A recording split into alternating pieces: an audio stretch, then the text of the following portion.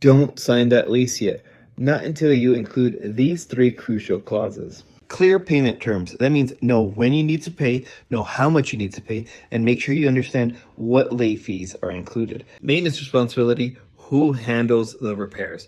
That's right. Certain things get replaced and repaired by the tenant, others by the landlord. And security deposit conditions. Make sure it's stated how much is the security deposit and what damages can be deducted from that security deposit at the end.